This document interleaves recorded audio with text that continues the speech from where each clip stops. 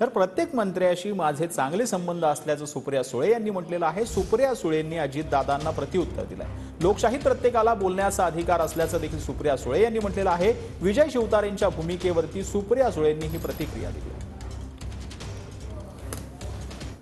की 15 वर्ष जे आहेत ते लोकांना कॉल केले जात नव्हते, आता कॉल करायला सुरुवात झालेली आहे। तुम्ही कसे आहात असं विचारलं जातंय। दादा म्हणतात की मी कामाचा माणूस आहे, माझ्याशिवाय काम कोणी करणार नाही, माझ्या विचाराचा खासदार बारामतीमध्ये निवडून। 15 वर्ष त्यांच्याच विचाराचा होता ना। 15 वर्ष ते आणि एकाच पक्षात होतो ना, म्हणजे त्यांच्याच विचाराचा खासदार होता ना। नीरा वाघच्या सभेमध्ये दादा असं म्हटले की केंद्राचा निधी आवश्यक तेवढा आपल्या मतदारसंघामध्ये आला नाही, आणखी निधी आणण्यासाठी आपल्या मताचा विचाराचा खासदार निवडून द्या। तुम्ही डिपार्टमेंट वाईज बघा माझं पुस्तक, एक मंत्री केंद्रातला नाही आहे जो माझं काम करत नाही। हा 100% मोदी सरकारच्या प्रत्येक मंत्र्याचे माझे वैयक्तिक संबंध अतिशय चांगले आहेत आणि जेव्हा जेव्हा मी त्यांना माझ्या लोकसभा मतदारसंघासाठी मदत मागितली आहे ती त्यांनी दिलेली आहे। फक्त सोशल जस्टिस डिपार्टमेंटचं बजेटच कमी केलं सामाजिक न्यायाचं काय केंद्र सरकारने सगळ्यांसाठीच।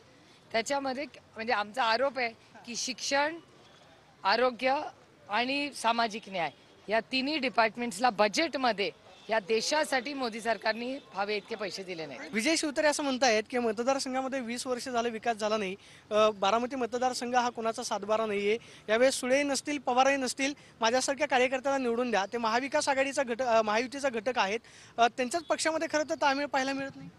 तो त्यांच्या आघाडीचा प्रश्न आहे। मात्र ते असं म्हणतात की विकास झाला नाही, मला अपक्ष म्हणून खासदार म्हणून निवडून देण्याची संधी द्या। ठीक आहे, नाही लोकशाही प्रत्येकाला बोलायचा अधिकार आहे, तुम्ही पण इलेक्शन लढू शकता, त्याच्यात काय प्रॉब्लेम आहे। कॅमेरा पर्सन तुषार ननावरे, प्रदीप कापसे, TV9 मराठी, पुणे।